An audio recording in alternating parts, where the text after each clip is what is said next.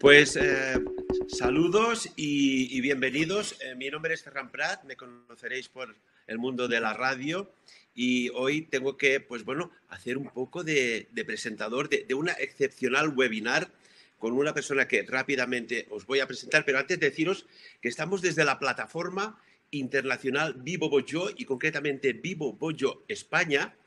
Y quizás os preguntéis, ¿y qué quiere decir Vivo Boyo? Pues viene de este lenguaje universal, el Esperanto.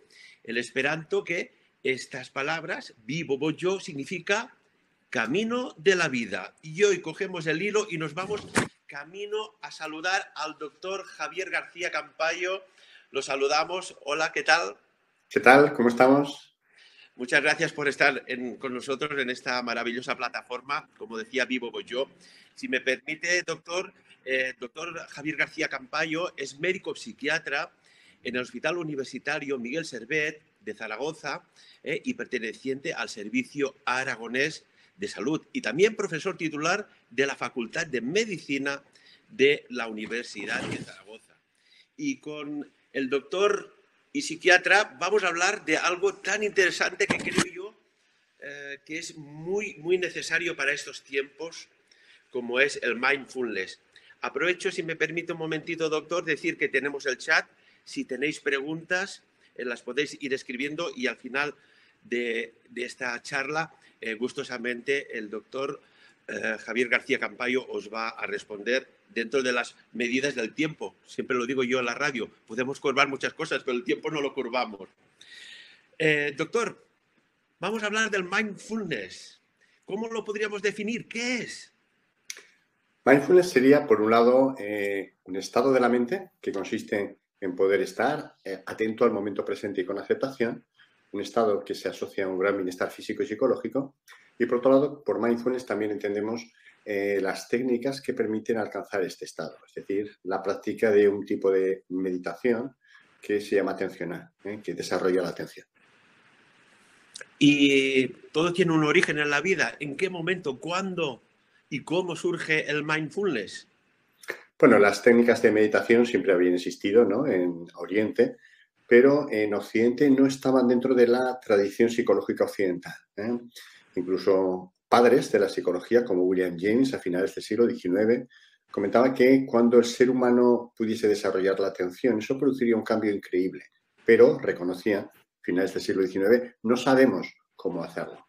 La psicología, la medicina, la ciencia introduce el desarrollo de la atención, el entrenamiento de la atención, hacia los años 60-70 del siglo pasado, con la introducción de estas técnicas orientales a la psicología occidental, ¿no?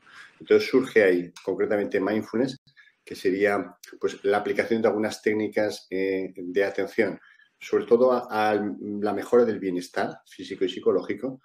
Pues John Kabat-Zinn, un médico norteamericano, lo introduce en Massachusetts, en la universidad, en un hospital donde se trataban enfermos graves, enfermos que estaban prácticamente desahuciados, y a finales de los años 70. En el 79-80, inicialmente no tuvo un éxito relativo, local, ¿no?, allí en el estado de Massachusetts, pero en 10 años o 15 empezó a extenderse por todo Estados Unidos y a partir del año 2000 aproximadamente empezó a extenderse por el resto del mundo, por Europa, y en este momento está en prácticamente todo el mundo muy extendido.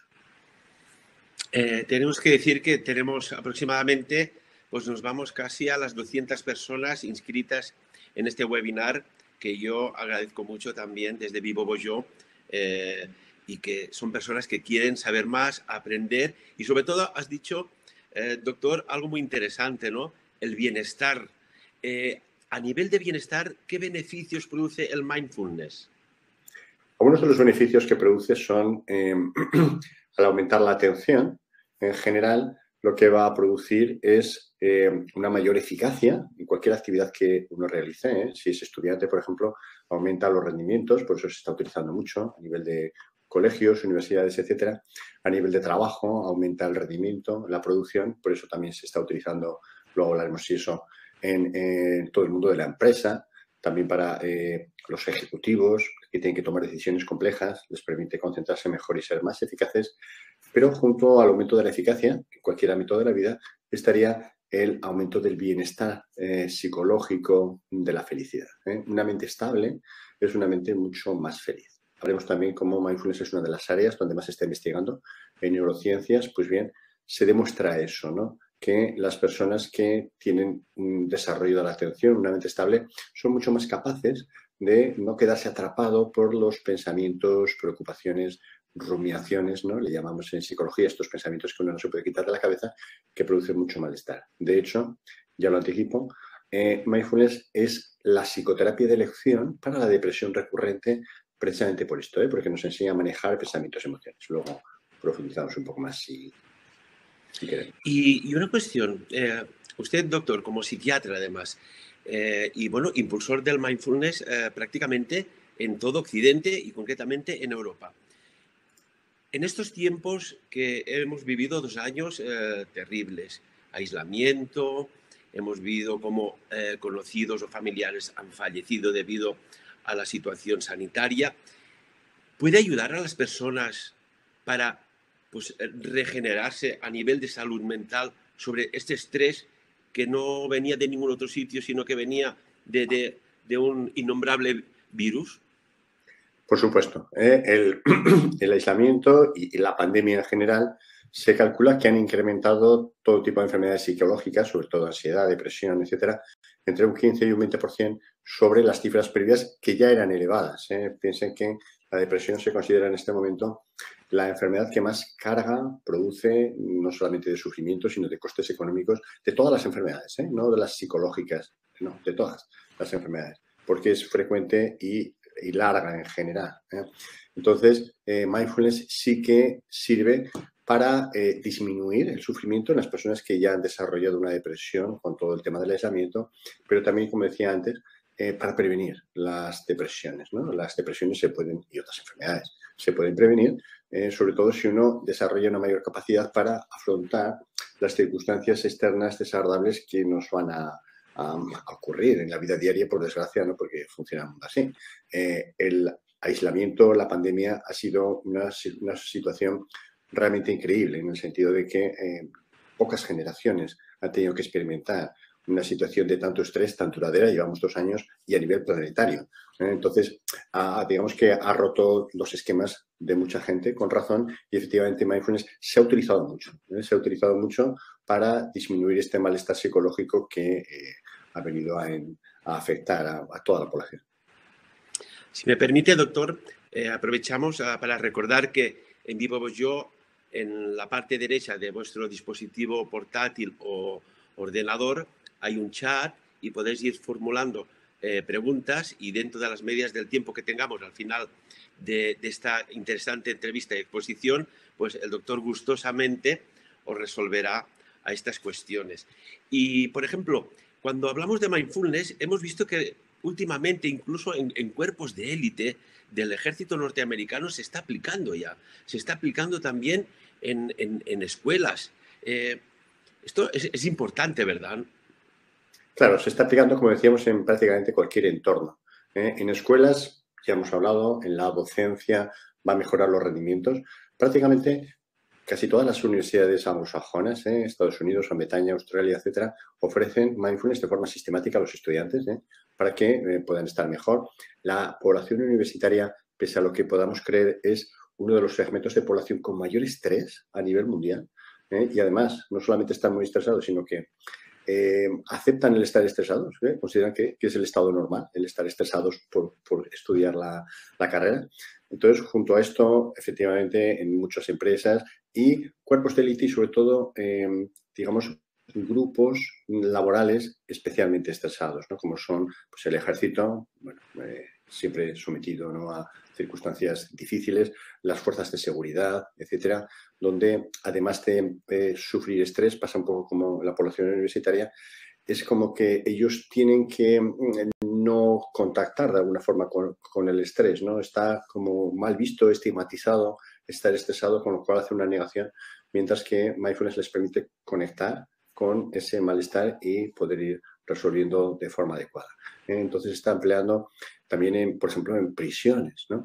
En algunas prisiones la situación es compleja, como es obvio, ¿no? Una privación de libertad tan larga, etcétera, pues está produciendo unos grados de pacificación importante en prisiones.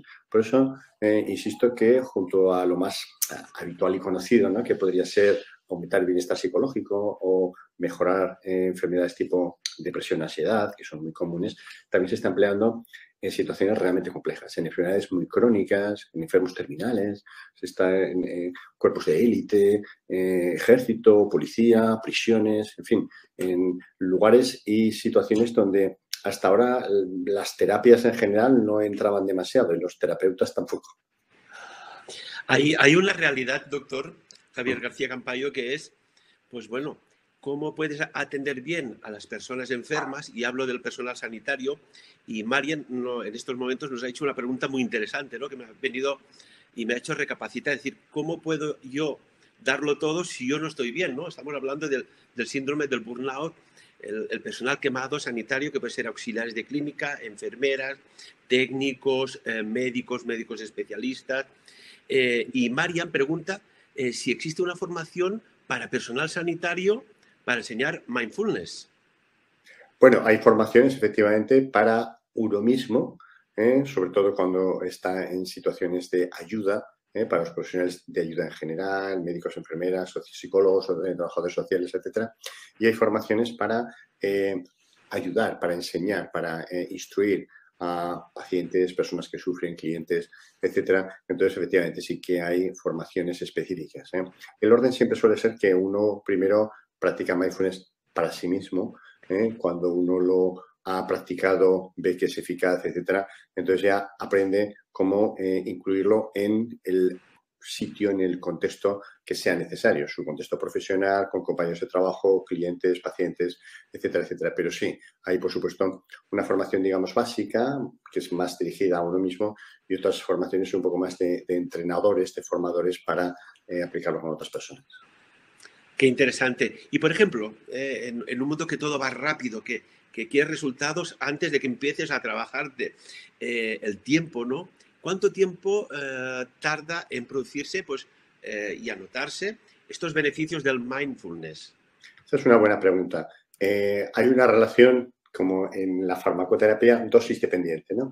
Es decir, que se requeriría un mínimo de 10-15 minutos al día, que no es mucho tiempo realmente, ¿eh? Se puede repartir incluso en dos momentos, a principio de la mañana, que suele ser el momento ideal, la mente está muy fresca, que pueden ser 5 o 10 minutos por la mañana y otros 5 o 10 minutos por la tarde, por la noche, antes de irse a dormir.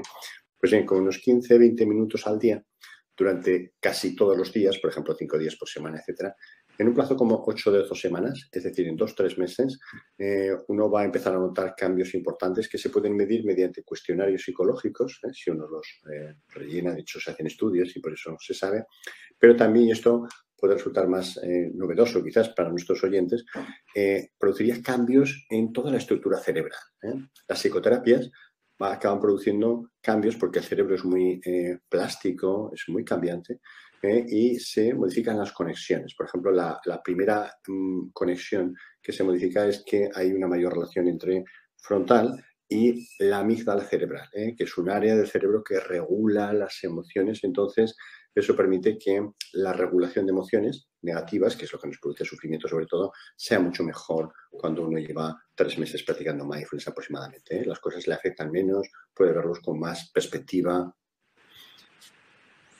Habla de las emociones, doctor, y lo que podrían ser el buen aliado que tenemos, a veces es el peor enemigo, ¿no? Con el mindfulness, cuando uno mismo se da cuenta, percibe, lo nota, este bienestar y autocontrol, decir, estos pensamientos, esta emoción que no me sirve, que es como una bomba de relojería que está impresionando dentro de mí, ya empieza a decir, pues mira, esto parece que se está yendo, me estoy recuperando de esta situación y noto una mejoría, me noto en plenitud, en felicidad.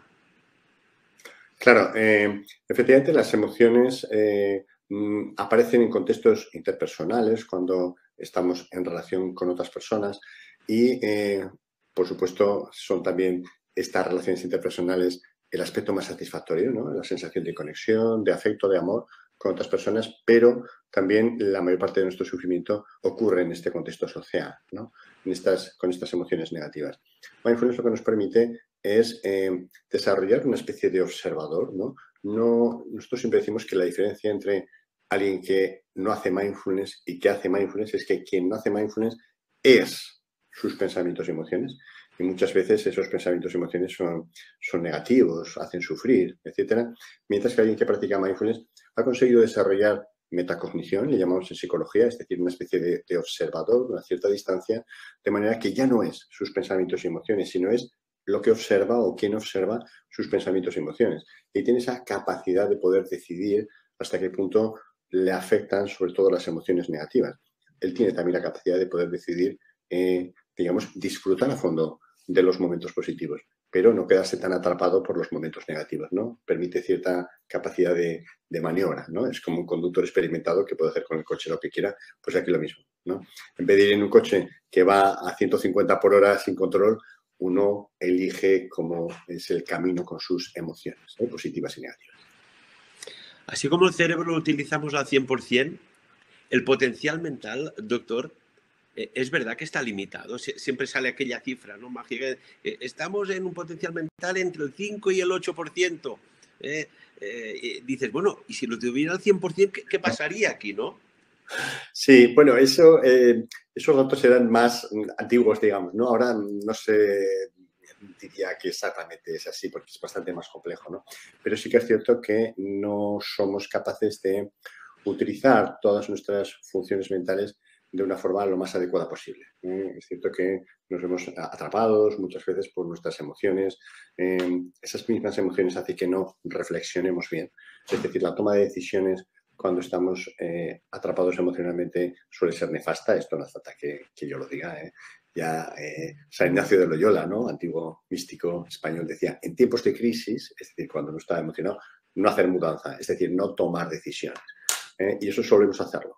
Solemos tomar las decisiones generalmente cuanto más agitados emocionalmente estamos.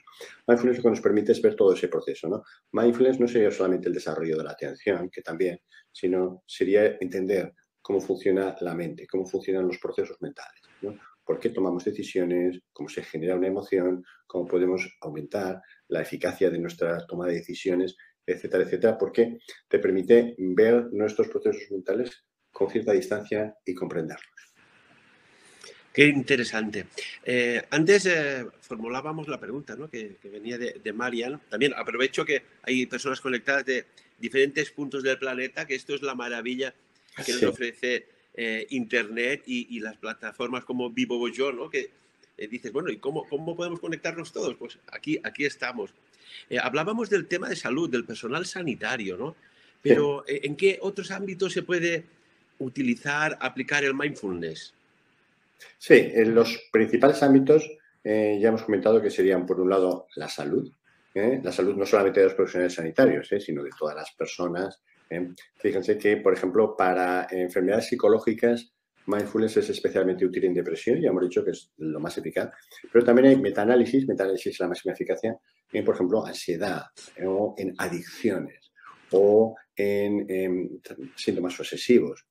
Por otra parte, en otras enfermedades no psicológicas se está utilizando en todo lo que tiene relación con el estrés. Mindfulness se considera que es una de las mejores terapias para prevenir el estrés y en este momento en medicina se considera que el estrés está en la base de casi todas las enfermedades. Lo que es lo que se llama teoría de la neuroinflamación. Lo que viene a decir es que el estrés crónico produce cortisol crónicamente aumentado y este cortisol altera los mecanismos de neuroinflamación, interleuquinas, citoquinas, que a su vez lesionan, sobre todo los inflamatorios, lesionan el corazón, por ejemplo, ¿no? Y todo el sistema cardiovascular y producen enfermedades tipo infarto, angina de pecho, etcétera. Lesionarían, por ejemplo, el páncreas y facilitaría la diabetes, lesionaría todo el sistema de inmunidad celular y facilitaría la aparición de tumores, que en las personas estresadas son más frecuentes por esta razón. Entonces, el campo de actuación es enorme. En dolor crónico, mindfulness es especialmente útil porque permite que el individuo soporte el mismo dolor de una forma con menos sufrimiento. Entonces, campo de la sanidad, estaría el campo de la educación, ya hemos comentado, se está utilizando a partir de los 6 años, se puede utilizar con gran éxito. Países como Gran Bretaña, que han apostado fuerte por mindfulness en las escuelas, desde los 6 años se está ofertando a los niños. Y si se hace tan pronto, los adolescentes, por ejemplo, que es una población compleja para utilizar mindfulness de entrada, lo aceptan fácilmente si lo han aprendido desde el principio, desde pequeños, ¿no? La universidad ya hemos comentado. Junto a eso estaría el mundo de la empresa y del trabajo. Se calcula que el 10-15% de la población mundial tiene estrés laboral. Esto es un horror, ¿no? Prácticas como mindfulness permitirían disminuir ese estrés, aumentar la satisfacción con el trabajo, mejorar la relación dentro de la empresa entre las personas que están ahí trabajando. Todo esto aumentaría la eficacia. Por eso muchas empresas están empezando a utilizar mindfulness de forma sistemática. Y otros campos pues, son la judicatura. Imagínense personas que toman decisiones tan complejas como los jueces, ¿no?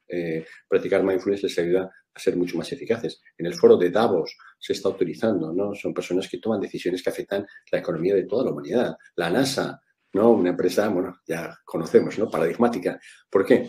Porque cuando las tomas de decisiones son complejas, la responsabilidad es enorme, el estrés también suele ser muy elevado y mindfulness permite afinar todo eso.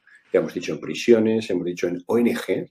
Las ONGs, aunque quizás los que nos escuchan no se lo imaginen, es el ámbito donde más quemado profesional hay. Mucho más que en educación, que está en 30-40%, o en sanidad, que está en un 20-30%, las ONG están un 70-80%. Porque, claro, muchas veces sus condiciones son increíblemente adversas, ¿no? En países en guerra, países, en fin, donde no solamente tienen que ayudar a personas muy desfavorecidas, es que incluso las propias instituciones del país les persiguen, aunque están ayudando a gente, ¿no? Entonces, por ejemplo, para ONGs se están haciendo programas de mindfulness específicos. Yo creo que el ámbito de donde se está aplicando es ilimitado porque el sufrimiento humano es ilimitado también. Hay tantos sitios donde se puede sufrir de forma específica que mindfulness intenta adaptarse al sufrimiento específico de ese entorno.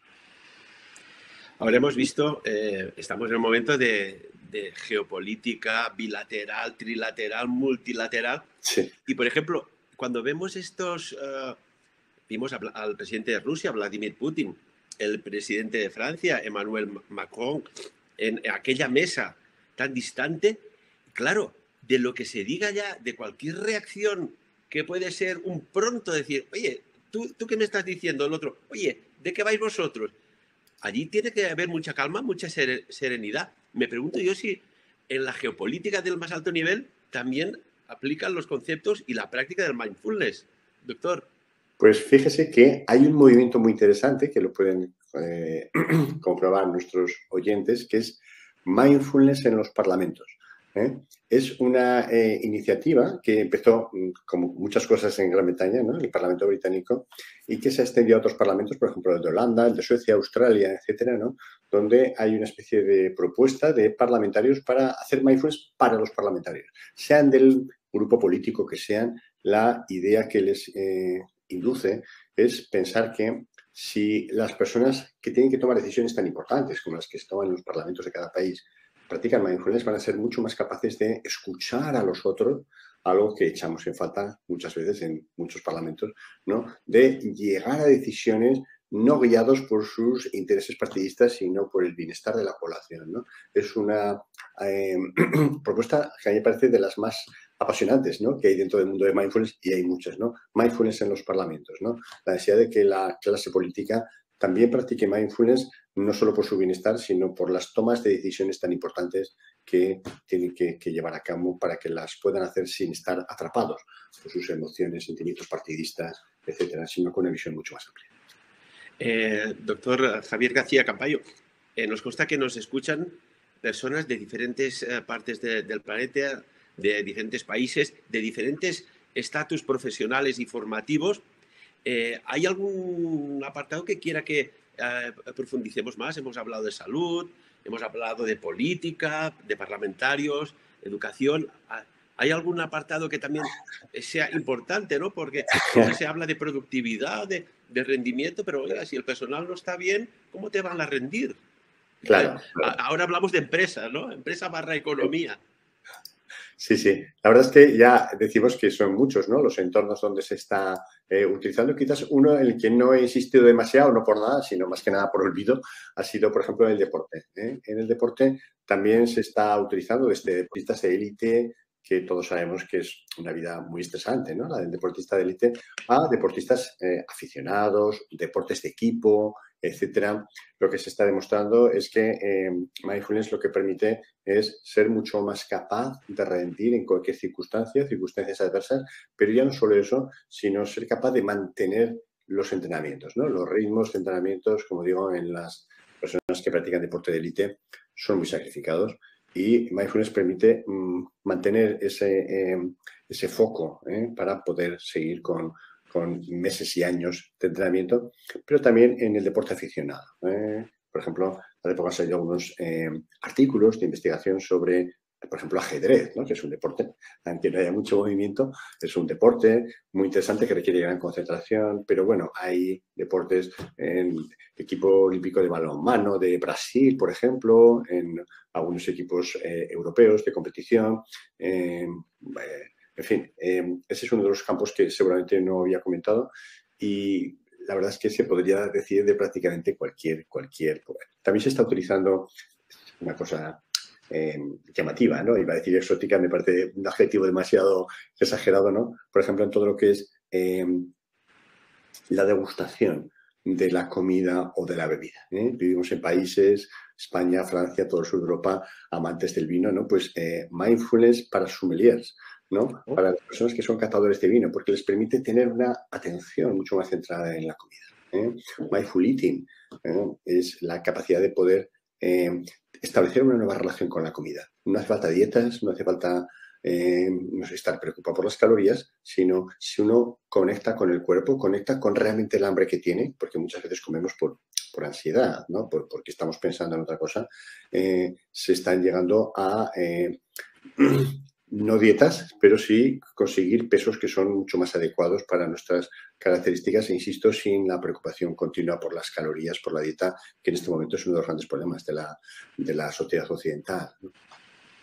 Y, por ejemplo, cuando hablaba del deporte, hay Sí. algo que a mí siempre me fascina, ¿no? Es decir, ¿cómo puede ser que todo, por ejemplo, de un equipo, de la disciplina que sea, puede ser balonmano, baloncesto, fútbol, béisbol, lo que sea, dices, todos entrenan igual, todos son seres humanos, tienen dos piernas, dos manos, un cerebro y tal, pero ¿qué hace que aquel uno o dos del equipo destaquen por encima de los demás? Y dices, pues si todos entran igual, comen prácticamente lo mismo, hacen.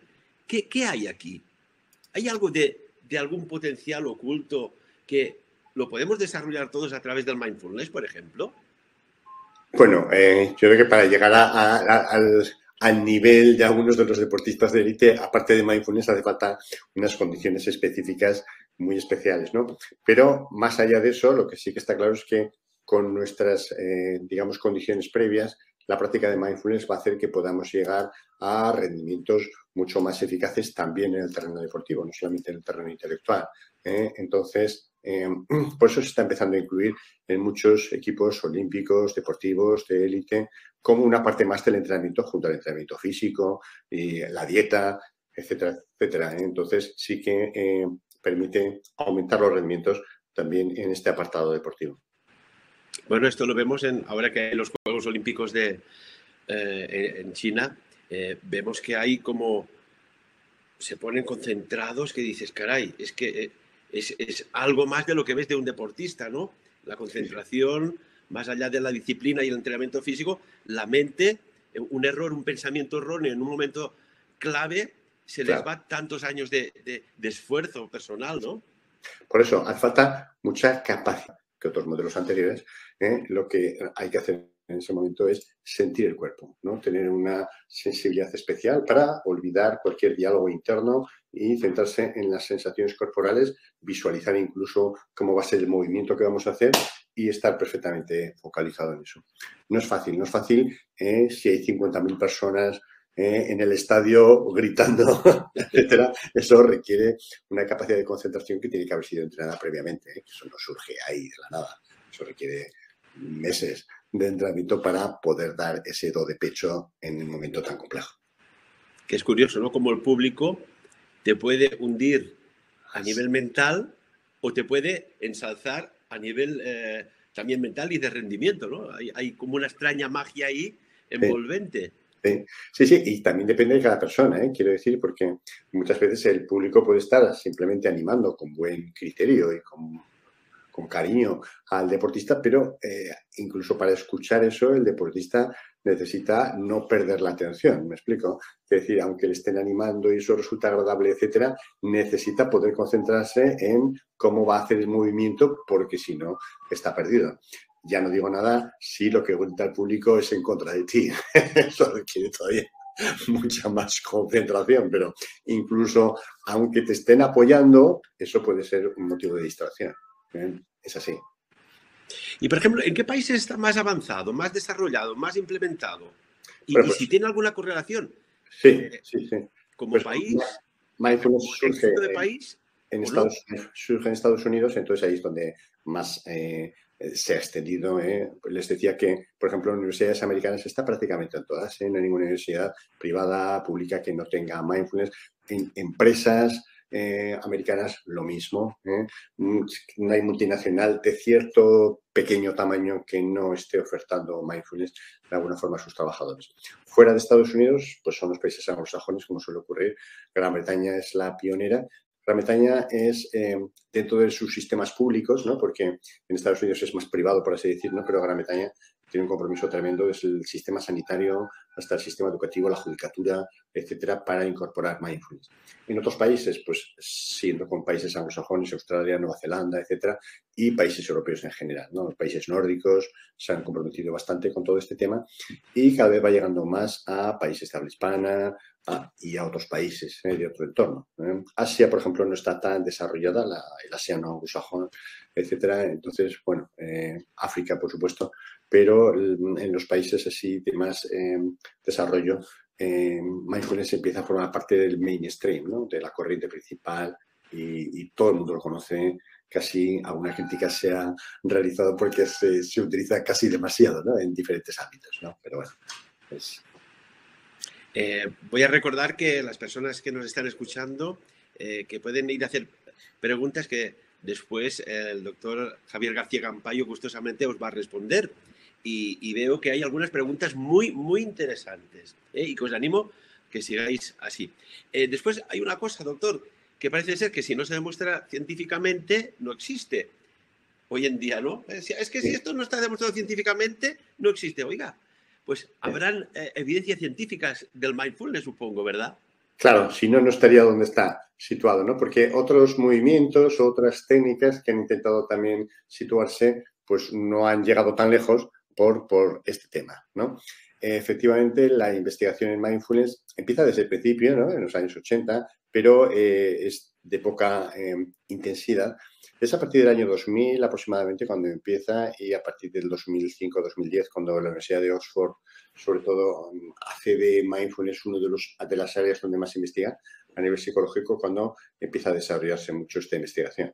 Hacia 2015-2016 se publica esto que le digo, la utilización de mindfulness para la prevención de la depresión recurrente en una de las revistas más prestigiosas de medicina, que es el Lancet, y eso cambió el panorama. Ya tenía un gran prestigio, pero a partir de ese momento Mindfulness entra con todo el prestigio dentro de la psicología, de la medicina, como una de las técnicas punteras y rompedoras.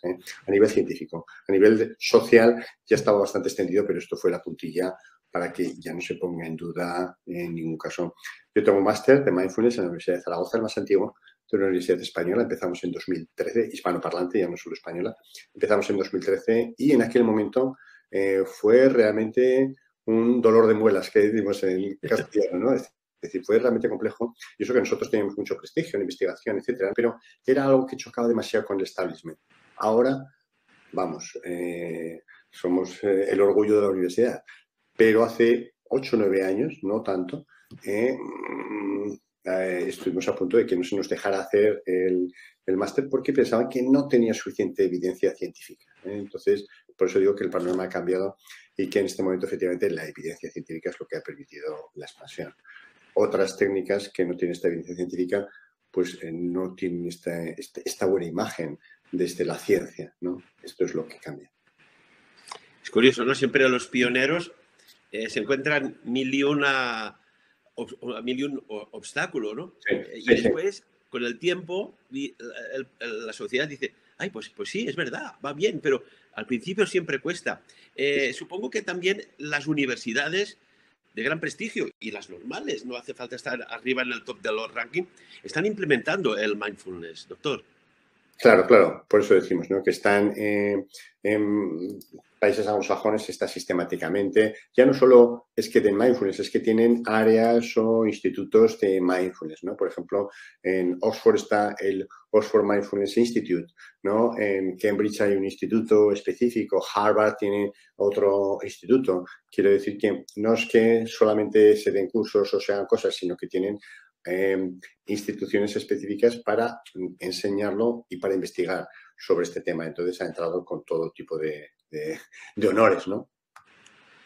Por ejemplo, ¿cuándo y cómo empezar, ¿no? Porque siempre tiene que haber un momento que tomes conciencia que necesitas algo más en tu día a día, en tu vida, y puede ser de joven, adolescente, adulto o de la tercera edad, o quizás ya tenemos que hablar de la cuarta edad, que dices, oiga, pues yo, ¿cómo empiezo a hacer mindfulness? Bueno, la forma habitual suele ser hacer unos cursos que son como introductorios. Son cursos de unas 8 semanas, suele ser lo estándar, pero hay modificaciones, ¿eh? Y cada sesión semanal suele ser de unas 2 horas aproximadamente. Ahí son cursos bastante prácticos, por supuesto tienen una base teórica y el individuo aprende a realizar las prácticas fundamentales de mindfulness y semanalmente y van comentando con el instructor dificultades, cómo aplicarlo no solamente, digamos, de modo formal, es decir, sentarse y practicar, sino cómo aplicarlo en el día a día, ¿eh? Porque la clave de mindfulness es que tenemos que ir practicándolo en cualquier momento del día. Si estoy comiendo con toda la atención, mindful. Si estoy duchándome, pues lo mismo. Si estoy conduciendo o si estoy esperando el autobús, etcétera, etcétera, ¿no? La clave es ir extrapolándolo a nuestra vida diaria. Entonces, eso es lo que se aprende en esos cursos. Cuando uno acaba esos cursos, tiene el suficiente bagaje como para poder practicar uno mismo, ¿eh? Si quiere enseñar a otros o tal, pues bueno, tiene que hacer otros cursos de más profundización, pero con un curso de estos, que ahora son fáciles de conseguir y de acceder, tiene las bases suficientes como para practicar mindfulness el mismo. Que además, por la distancia kilométrica, pues hoy día la plataforma puede ofrecer el curso, estés donde estés, y ¿hay alguna hora concreta o puede ser en diferido? No, para Según... el curso se puede hacer a cualquier hora. Efectivamente, como dice, sobre todo después de la pandemia, estamos empezando a dar todo online porque no se podía por el coronavirus, pero ahora que empieza a poderse más, se sigue haciendo y se va a seguir porque permite el acceso a personas, pues como está ocurriendo ahora mismo, ¿no? Que tenemos personas de Chile, de Ecuador, de México, etcétera. Eso online, los webinars, los Zoom, etcétera, pueden hacerlo. Para el curso cualquier hora es buena. Para practicar mindfulness sí que suele ser mejor por la mañana, primera hora, cuando uno se levanta, por la noche, justo antes de dormir, y si no, pues en algún momento del día, pero intentando que sea siempre más o menos a la misma hora. Pero los cursos pueden hacerse por la mañana, por la tarde, en fin, hay muchos adaptándose al horario del cliente. ¿Y cuánto tiempo, por ejemplo, doctor, dura una formación con usted de mindfulness? Sí, pues lo que decimos, hay cursos de 6 semanas, de hora y media, 2 horas cada sesión, y con eso es más que suficiente para desarrollar mindfulness, para desarrollar otras técnicas que van relacionadas como la aceptación, etcétera, que son dentro de lo mismo, ¿no? Que es profundizar en mindfulness, aplicarlo para desarrollar nuestro bienestar. Es curioso, ¿no? Que siempre cuando uno dice voy a invertir, pues piensa en bolsa, fondos de inversión o una casa en el ladrillo, o voy a invertir, pues mira, en un vehículo para desplazarme, mil cosas. Y siempre se olvida de uno mismo, siempre invierte hacia afuera. El mindfulness podríamos decir que es una inversión intrínseca para uno mismo y en el buen sentido de la palabra, sin que salga el ego por el medio. Pero es que esto es una inversión para mí, para mí. Sin duda, es seguramente la mejor inversión que uno puede hacer porque es lo que le va a producir una mayor sensación de paz, de bienestar y de rendimiento en prácticamente cualquier actividad que haga, ¿no? Entonces, por eso cada vez más gente se autorregala, se cuida, ¿no? Utilizando mindfulness, se receta desde los médicos de familia hasta los entornos sanitarios, porque es el mejor sistema de prevenir el estrés, de disminuir el sufrimiento. Entonces, sí, sí, es una inversión, sin duda, ¿no? Todo lo que sea felicidad, sufrir menos, es una inversión y así tenemos que verlo. Y, por ejemplo, estamos ya a un punto de abrir las preguntas a nuestros seguidores de Vivo Pues Yo en España, vía España, claro. Pero, ¿dónde informarse exactamente? ¿Hay libros, prácticas online? Porque siempre te dices, bueno, ¿dónde no? ¿Dónde ir al mejor profesional? Que ya lo Bueno, tenemos delante, evidentemente. Bueno, pues efectivamente, ¿no? Si han elegido un profesional, pues van a ver que nosotros y otros profesionales, ¿no? Ofrecen cursos, libros en diferentes plataformas, etcétera, donde van a poder hacer estos cursos. Entonces, por ejemplo, este es uno de los cursos, de los libros que estamos ofreciendo, la aceptación basada en mindfulness para disminuir el sufrimiento. Es exactamente, ¿no? Este curso es la base, perdón, este libro es la base de un curso que estamos ofreciendo que amplía mindfulness y sobre todo en un contexto muy concreto que es el aumento de la aceptación. En este momento, yo siempre digo que cuando empecé a estudiar psiquiatría hace ya años, ¿verdad?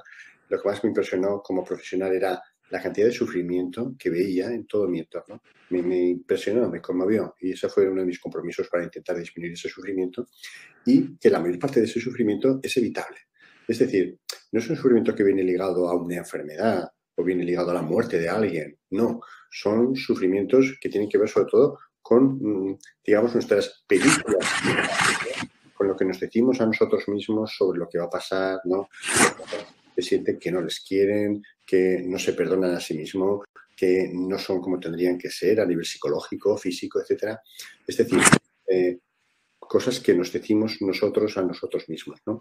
Mindfulness, aceptación, las técnicas que estamos contando van a ser muy útiles para disminuir ese sufrimiento que se calcula que es un 80% de casi todo el sufrimiento. El sufrimiento, digamos, duro de una enfermedad, de la muerte de alguien y tal, no supone más de un 20% del que experimentamos los seres humanos. La mayor parte nos lo producimos nosotros, nos lo generamos nosotros y nosotros nos lo podríamos solucionar, nos lo podríamos erradicar, ¿no? Una pregunta un poco así rebuscada, pero ¿las personas que sufren menos viven más años? Es decir, ¿son más longevas? Sí, no es rebuscado, no, es una pregunta muy sensata y ya hemos comentado anteriormente. El estrés, que por desgracia es muy frecuente en la sociedad occidental actual, es una de las principales causas de acortamiento de la vida. Comentaba que hay toda una teoría en medicina, que es la teoría de la neuroinflamación, que asegura que el estrés va a producir aumento del cortisol en sangre de forma crónica y ese cortisol en sangre crónico lesiona porque altera todo el sistema de neuroinflamación, interleuquinas, citoquinas, aumentando las inflamatorias y esas inflamatorias van a lesionar los diferentes tejidos, tejido cardiovascular, pancreático, etcétera, facilita la aparición de enfermedades y una serie de situaciones que facilitan la enfermedad. O sea que, de alguna manera, doctor Javier García Campayo, con el estrés generamos sufrimiento, el sufrimiento ahí está, con ese comando especial, ¿no? Que se llama cortisol y que genera uno mismo, que se destruye a uno mismo. Esto Sí, parece una paradoja de la supervivencia de la especie humana, ¿verdad? sí, sí, sí, porque el estrés agudo sí que tiene un sentido, ¿no? El cuerpo está preparado para él, no acorta la vida, es muy útil para la adaptación, etcétera. Pero el estrés crónico es como un invento moderno, ¿no? Es un estrés que nos producimos nosotros con nuestras preocupaciones, etcétera, y el cuerpo humano no está preparado para este tipo de estrés. Es un estrés inútil, que no aporta nada, que no sirve para nada y que, como bien dice, no solamente aumenta el sufrimiento, sino que acorta la vida. Vamos a ver alguna pregunta que vamos a formular de seguida, pero solo un apunte. Cuando hablaba de la aceptación, es importante recordar que va a haber un curso, ¿eh? que hemos titulado, o ha titulado concretamente, Desarrollando la aceptación y la resiliencia, ¿no? Que esta palabra empieza a tener su peso específico en la sociedad. Sí, sí, la resiliencia sería la capacidad de sobreponerse a circunstancias adversas que nos han ocurrido, ¿no? Y la aceptación, que va muy ligada a mindfulness, es lo que más desarrolla esta resiliencia, ¿no? Digamos que si uno practica mindfulness, lo que va a conseguir es que cada vez acepte más las adversidades de la vida, afectándole menos. Eso es un cambio radical, de verdad que no, yo sigo asombrándome de cuánto sufre la gente por ser muy rígido, por necesitar que las cosas sean como ellos quieren que sean. La aceptación lo que nos permite es abrirnos, decir, bueno, si sale esto bien, si no sale, pues bien también. La felicidad depende de mí. Esto es un tema que les quería insistir. La felicidad y el sufrimiento no están fuera de nosotros, no está en lo que ocurre fuera, sino está dentro de nosotros. Mindfulness lo tiene claro y desarrolla todo eso. Y la aceptación sería la forma, digamos, científica de conseguir esa felicidad dentro de nosotros, independientemente de las circunstancias externas. Y esta aceptación, que es lo que intentamos desarrollar con este curso, con este libro, va a ser lo que facilite la resiliencia, esa capacidad de adaptación a circunstancias adversas que nos han pasado a lo largo de la vida. Tiene muchos beneficios, ¿verdad? La resiliencia, sí, muchos, porque ¿quién no ha tenido circunstancias adversas en la vida? ¿Quién no sigue rumiándolas, dándole vueltas, etcétera, ¿no? La capacidad de aceptación hace que esa resiliencia se genere y uno es capaz de ver su vida pasada, aunque haya tenido circunstancias adversas, de una forma mucho más flexible, ¿no? Mucho más con aceptación. Vamos a algunas preguntas del chat muy interesantes que agradezco a las personas. Yo siempre digo, hacer preguntas es de valientes, ¿eh? Porque después cuando acabas dices, ay, si hubiese preguntado, si hubiese dicho, pues es el momento porque estamos entre amigos, entre profesionales y que nos encanta que nos pregunten, ¿no? Le traslado una pregunta de la señora Ana Ruiz y dice así, ¿aconsejas algún recurso sí. ¿Aconsejas algún recurso concreto para comenzar a realizar mindfulness en educación infantil? En educación infantil, a partir de los 6 años y tal, hay algunos libros que son especialmente recomendables, ¿no? Hay uno que es Atentos como una rana, ¿no? Es un clásico que lo podéis encontrar en prácticamente cualquier librería. Es de Lynn Stell, una holandesa, pero con este nombre lo sabéis. Atentos como una rana, eso es un poco lo que se recomienda en niños, niñas de 6, 10 años para empezar con mindfulness desde los primeros años. Tenemos otra pregunta muy interesante del señor Jordi. Dice, ¿existe alguna situación o casuística específica en la que pueda considerarse no recomendable la práctica del mindfulness? Una muy buena pregunta. No existe ninguna en la que sea contraindicado como tal. Sí que existen algunas en las que convendría, digamos, hacer adaptaciones, ¿no? Principalmente sería en las enfermedades psiquiátricas muy graves tipo psicosis, tipo esquizofrenia, etcétera. Ahí se puede utilizar mindfulness, pero se recomendaría hacer algunas pequeñas adaptaciones, las intervenciones un poco más breves, etcétera, pero nada más. En el resto de personas se puede utilizar mindfulness independientemente de la enfermedad que tengan, incluso trastorno bipolar, por supuesto, todo tipo de depresiones, etcétera, y obviamente en personas sanas. Y desde aquí recomendamos que las personas se apunten al curso, que es muy importante.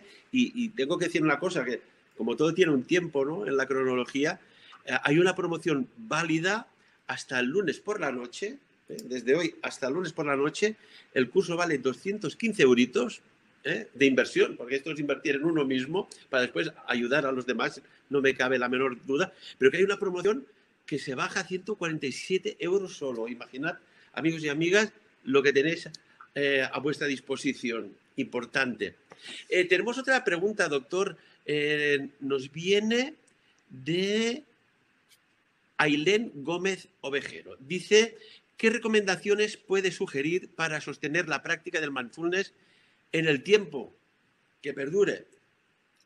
Esta es una buena pregunta porque efectivamente hay muchas personas que empiezan a practicarlo, pero luego no tienen, digamos, la constancia de mantenerlo. Lo que se ha demostrado que es lo más eficaz de todo es las prácticas periódicas. Es decir, el poder reunirse, aunque sea con frecuencia quincenal, idealmente semanal, con un grupo donde se practique de forma conjunta. Esta es una de las razones por las que nosotros ofrecemos prácticas semanales. Es una forma de poder practicar en conjunto. Se puede hacer presencial o se puede hacer como hacemos nosotros online. Ese es el principal aspecto que permite mantener una práctica durante meses, años. Otros de los aspectos son ir periódicamente a cursos de profundización, ir a retiros. Los retiros también son una práctica imprescindible. Se considera que 1 o 2 retiros de fin de semana al año permiten mantener, digamos, ese espíritu y sobre todo la profundización en muchas de estas prácticas. Y, por supuesto, estar interesado en actividades que se realicen, comprar libros de este tema, etcétera. Todo eso lo que permite es, pese a todas las distracciones que tenemos en el mundo actual, poder mantener el foco y poder haciendo algo que es realmente valioso para las personas, como es practicar mindfulness. ¿Nos puede ayudar, por ejemplo, doctor, a utilizar mejor la memoria en los recursos? Que a veces, no sé, a mí me gusta ponerme prueba a mí mismo y me digo, a ver, hoy, cuando he aparcado el coche, ¿qué coches habían y de qué color eran el coche que había a la derecha y a la izquierda? ¿Puede Sí. ayudar bueno, hablaba de la neuroplasticidad, ¿no? A, a recuperar cosas que hemos visto y no las hemos parado atención, pero que quedan guardadas en el subconsciente? Bueno, efectivamente, mindfulness aumenta el rendimiento cognitivo, el rendimiento cerebral en diferentes áreas, aumenta la atención y concentración, secundariamente aumenta la memoria. Fíjense que muchas veces lo que llamamos pérdida de memoria o que no nos damos cuenta de las cosas es un problema de atención. Nos dicen cosas y nos olvidamos, pero nos olvidamos porque no le prestamos atención, no nos parece interesante o importante, ¿no? Mindfulness, que es el desarrollo de la atención, lo que va a permitir es que las cosas que ocurren a nuestro alrededor queden mejor grabadas, ¿no?, en la memoria y, por lo tanto, puedan luego evocarse. Entonces, sí que mejora la memoria de una forma indirecta porque mejora la atención. De hecho, ya hemos dicho que en educación se utiliza porque mejora atención, memoria y concentración. Qué interesante. Tenemos una pregunta también muy interesante, doctor, de la señora Gilda Luz Escobar. Dice, en la tercera edad surgen olvidos o falla la memoria. ¿Puede mejorarse con esta disciplina? Sí, esta memoria, esta disciplina va a hacer, lógicamente no va a evitar que aparezca una enfermedad como la demencia, que es una enfermedad muy biológica, ¿no? Hay una alteración de todo el sistema neuronal, etcétera. Pero como el cerebro, como les decía, es muy plástico, personas con el mismo nivel de lesión, de demencia, por ejemplo, hay personas que se compensan y mantienen la memoria durante mucho más tiempo que otras. Mindfulness ayudaría a eso. No puede evitar la aparición de la enfermedad y el desarrollo de la enfermedad, pero sí que va a retrasar los síntomas de déficit de memoria, atención, concentración que se producen por la enfermedad. Entonces, junto a actividad física, que es muy útil, actividad mental, en el sentido de sopa de letras hasta leer, mindfulness sería un colaborador importante para retrasar síntomas de demencia, que, insisto, que la enfermedad va a aparecer y va a producir su efecto.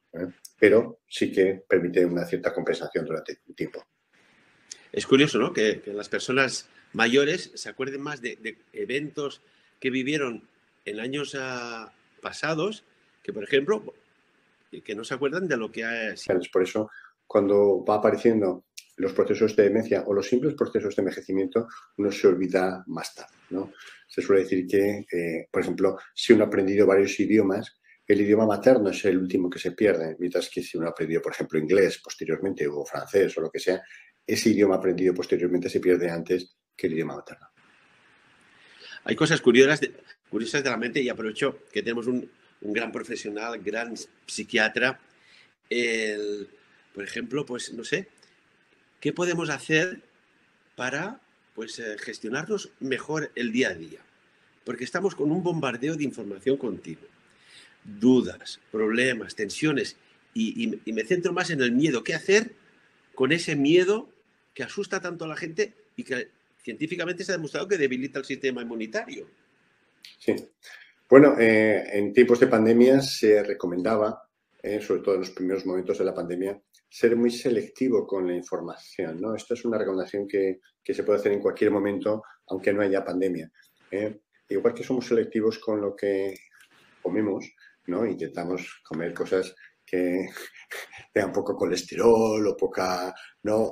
Poca sal, etcétera, etcétera, ¿no? Somos cuidadosos con lo que comemos.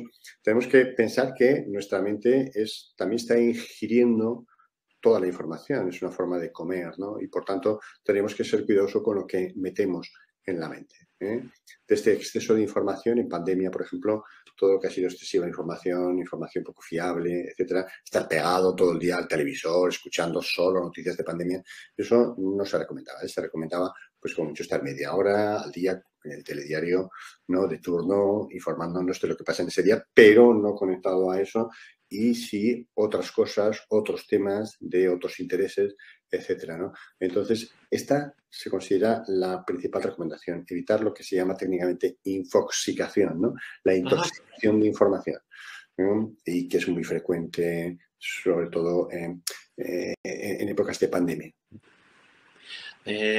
Tenemos a una oyente también de nombre Laura. La señora Laura hace una pregunta muy interesante, ¿no? ¿Está prevista alguna práctica hoy, aunque sea una pequeña mini sesión para experimentar, para cogerle el saborcito al mindfulness, las personas que lo desconocen? Sí, podemos hacer una corta práctica para que vean exactamente en qué consiste mindfulness, ¿eh? Si quieren podemos hacerla ahora y luego seguimos con las preguntas, ¿vale?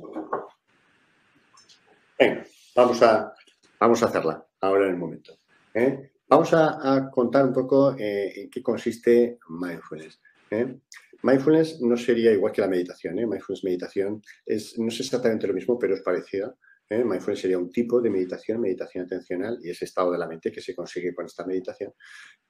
No es poner la mente en blanco, ¿eh? La gente a veces piensa que uno tiene que pelearse con los pensamientos, etcétera. No, simplemente es enfocar la atención pese a la tendencia natural de la mente a desenfocarla, ¿eh?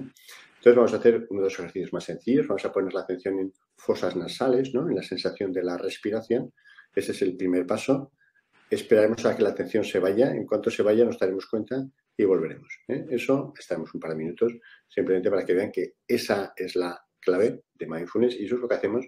Lo único que cambiamos es el área donde ponemos la atención. Puede ser en fosas nasales, puede ser en el cuerpo, puede ser en los sonidos, puede ser en otro sitio, y eso es lo que hacemos también en el día a día. Intentar poner atención a lo que hacemos. Entonces hacemos una práctica, solemos enmarcar la práctica al principio y al final con un golpe de gong para que se vea que aquí empieza y aquí termina, ¿eh? Empezamos.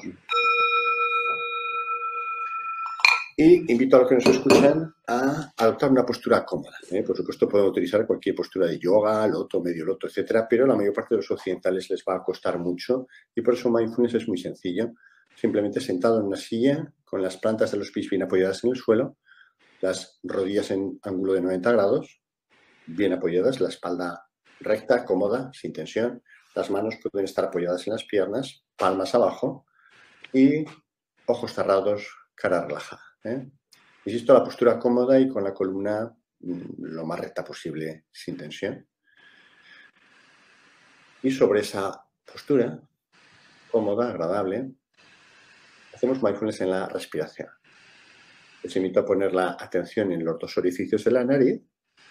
En mindfulness no se fuerza la respiración, solamente se observa y no se sigue el aire por el tubo respiratorio, ¿eh? Nos quedaremos todo el tiempo aquí, en fosas nasales, percibiendo la sensación del contacto del aire con los dos orificios de la nariz.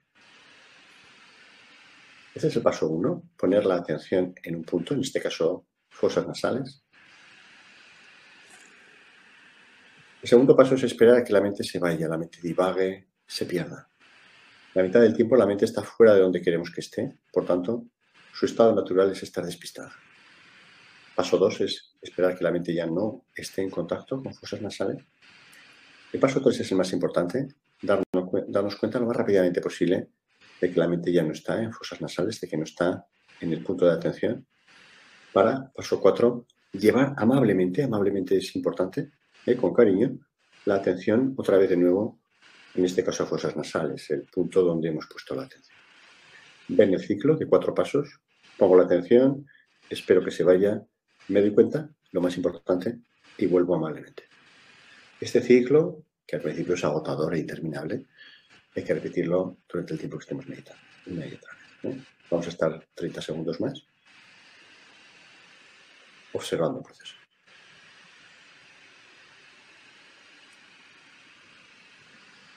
Pongo la atención en fosas nasales, la atención se va,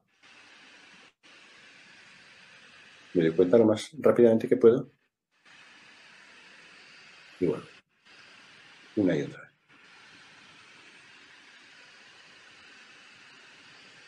Insisto, al principio es agotador, pero aunque les parezca increíble, en 3 meses de estar 10-15 minutos, la mente tiende a estar mucho más estable.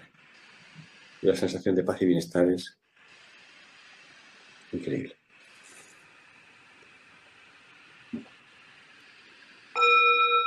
Acabamos la práctica, que siempre tiene una corta de los haga esto, doctor, que está, yo ya me había ido.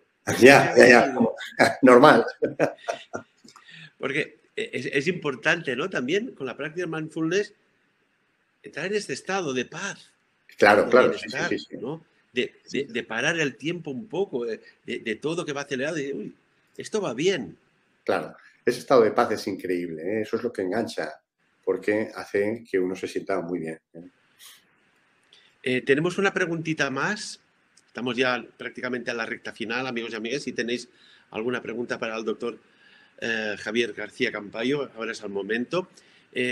Ivana Hartman, la señora Ivana Hartman nos pregunta si actualmente hay investigaciones que se estén llevando a cabo ya más podríamos decir, en el sentido más avanzado de mindfulness.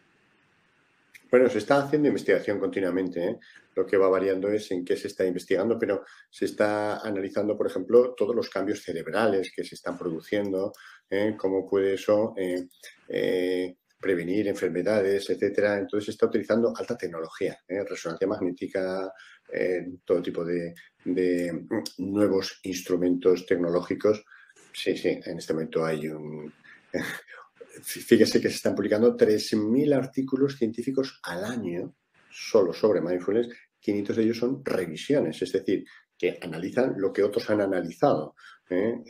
Pocas áreas de la neurociencia tienen una cantidad tal de artículos de investigación en este momento. Entonces, sí que es increíble todo lo que está haciendo.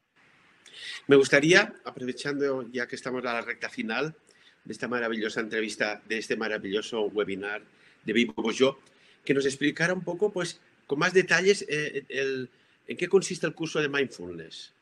Un poco, sí. Podríamos decir la escaleta que decimos en la radio. Sí, el curso consistiría, está basado, como digo, en este libro, el curso consistiría en la práctica de mindfulness desde el principio. Empezaríamos a ver esto que hemos hecho ahora, el fundamento de mindfulness, que las personas vayan introduciéndolo progresivamente en su vida de modo formal, sentándose, y de modo informal en el día a día. Insistiríamos posteriormente en que observen ese diálogo interno. Yo ahora estoy hablando y las personas que nos están escuchando, por mucha atención que pongan, se dan cuenta de que están comentando la jugada.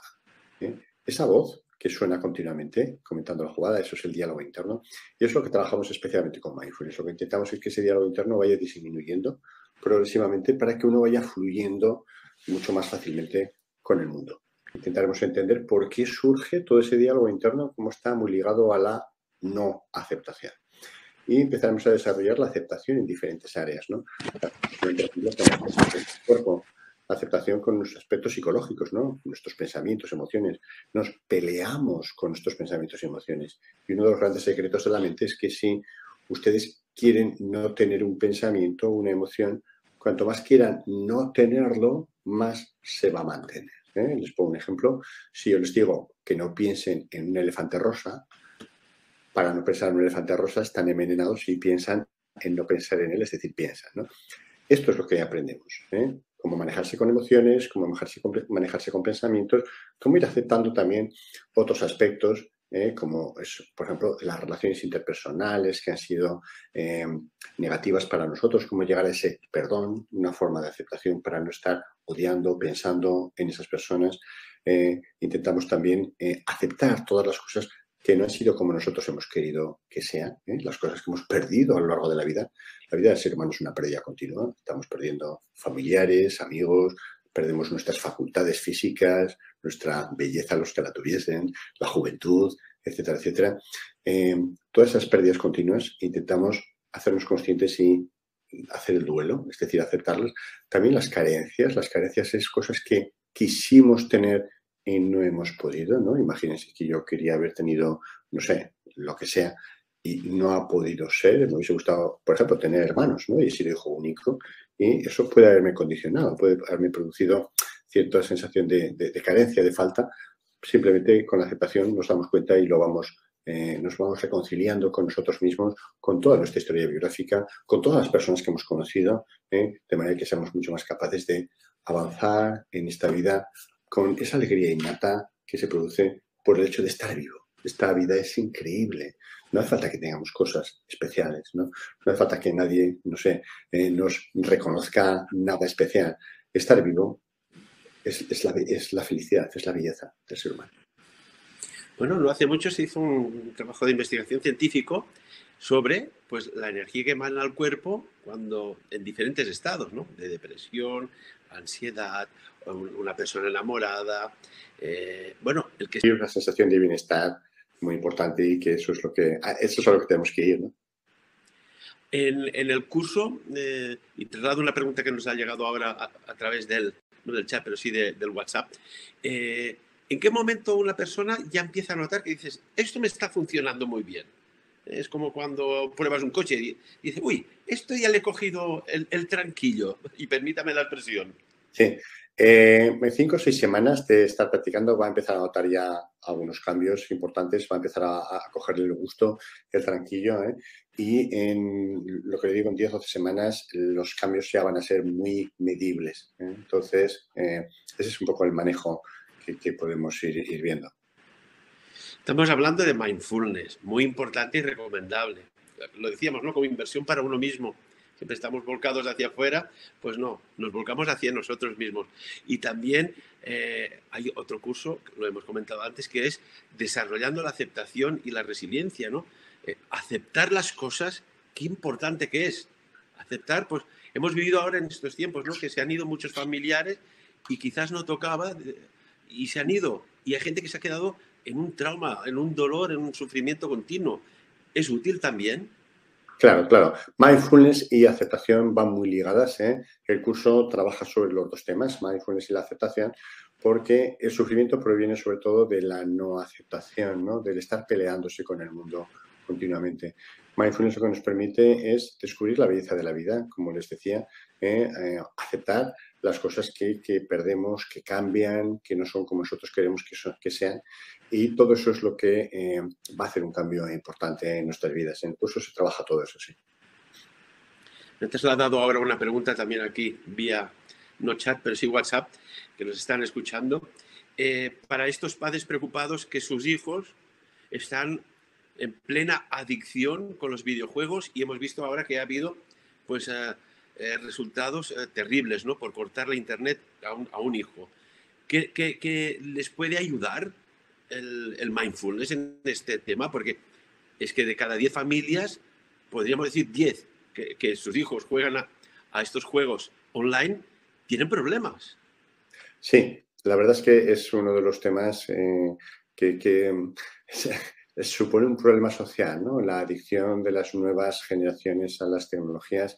Mindfulness, por supuesto, puede ayudar, pero no es la panacea en ese sentido, en el sentido de que el tema más importante es poner límites claros de tiempo a los hijos, ¿eh? Mindfulness nos puede ayudar para que los hijos hagan otras cosas y para que nosotros estemos más preparados para poder ponerles límites. Pero es un tema sobre todo conductual, ¿no? Es el límite que hay que ponerles para que no queden enganchados a estas nuevas tecnologías, a estas pantallas, ¿no? Eso es un problema generalizado, ¿no? No tiene fácil solución, efectivamente.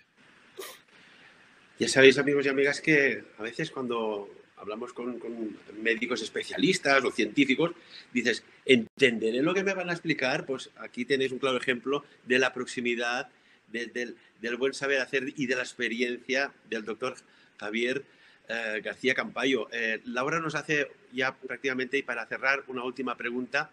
En relación al curso, ¿se tiene que tener algún conocimiento previo? Dice la señora Laura. Muy buena pregunta, Laura. Efectivamente, no hace falta, ¿eh? Está pensado para que alguien que nunca ha oído hablar de mindfulness, que nunca ha practicado mindfulness, pueda desde el principio sacar utilidad, ¿no? Y aplicarlo, incorporarlo a su vida diaria. No, este es uno de los requisitos importantes, ¿no? Que no haga falta formación previa, más que ganas de apuntarse, de practicarlo, dedicar un poquito de tiempo a cada día para obtener todos sus beneficios. Que el día tiene 24 fragmentos y dedicarse unos fragmentitos a uno mismo, creo que es la mejor inversión. Al menos a mi madre me decía de chiquitín, cuando aún no tienes concepto de la hora, dice, el día tiene 24 trozos, 8 para dormir, 6 para estudiar, 2 para comer, cenar, no sé qué, unos tantos para jugar con tus amiguitos y los otros para tus cosas, ¿no? Pues este para tus cosas, esto lo vemos aquí con lo que nos está explicando el doctor Javier García Campayo del Mindfulness, y también que hay otro curso que ahora pondremos los links para las personas que se quieren inscribir, que es Desarrollando la Aceptación Importante y la Resiliencia. Doctor, ¿algún titular para finalizar esta entrañable, sabia entrevista? No, simplemente insistir en todo esto, ¿no? En el beneficio que puede producir la práctica de mindfulness, de la aceptación a quien quiera empezar a desarrollar esta cualidad en su vida, y que siempre es un buen momento para ello, que no hace falta una formación previa específica y que aquí estamos para lo que quieran. Una cosita más, que es muy buena pregunta. Tenemos una pregunta de Diana María. Hemos hablado de empresa, de economía, de deportes, pero en el factor sentimental, ¿se puede aplicar el mindfulness para superar lo que estamos viendo en el entorno? Parece que hay otra epidemia de rupturas sentimentales. Es que estamos viendo dos epidemias. Claro que se puede, sí, claro que se puede aplicar, porque el duelo no deja de ser una emoción que produce sufrimiento, ¿no? Y en todas ellas se puede aplicar sin problema mindfulness, ¿eh? Es decir, al final todos son pensamientos, todos son emociones, es la capacidad de poder sobrellevar eso de la mejor manera posible. Entonces sí, se puede aplicar perfectamente. Pues ahora pondremos las personas que se van a apuntar al curso aquí los links de conexión, y recuerdo que es importante que vamos todos a una en este camino y desde la plataforma Vivo Vos Yo, pues que sepáis, amigos y amigas, que hay una super promoción. El curso vale 215 euritos. Ya veis que hoy día esto no es nada, pero es que hay una oferta a 147 euros y ya tenéis el curso de Mindfulness. También tenéis la posibilidad de hacer otro curso que es Desarrollando la Aceptación y la Resiliencia, y ya sabéis que por los años que llevo, que son 30 largos en el mundo de la comunicación, lo recomiendo, de verdad, lo recomiendo, que cuando más te conoces, más puedes abrir muchos campos en todos los aspectos, y hoy hemos tenido el placer y el honor de conversar, permítame la proximidad, con este maravilloso maño, médico, psiquiatra, como es el doctor Javier García Campayo. Muchísimas gracias por su tiempo, su dedicación y todo lo que sea ayudar a los demás. Que bienvenido sea. Muchas gracias, Ferran, por la entrevista, y muchas gracias a todas las personas que nos han estado escuchando, y también espero que haya podido serles de ayuda, de utilidad, y les invito a que cuando quieran pues volvemos a vernos y hablamos de mindfulness, de aceptación y de cualquier otro tema que deseen. Mira que déjame ser un poco crítico, ¿eh? Ojalá hubiese tenido profesores como usted cuando en la época de estudiante, me hubiese hecho gustar más lo que he tenido que descubrir cuando dejé de estudiar. Fíjate qué paradoja, ¿no? Ya. Sí. Bueno, pues muchísimas gracias, repito. Un abrazo cordial y Un como abrazo siempre, y nos pues vemos. ya hablo en nombre del doctor Javier García Campayo, está a vuestra total disposición. Sin duda. Y amigos y amigas, ahora ya tenéis aquí los links para inscribirse en el curso tan interesante que de verdad os lo digo, vale la pena invertir en vosotros.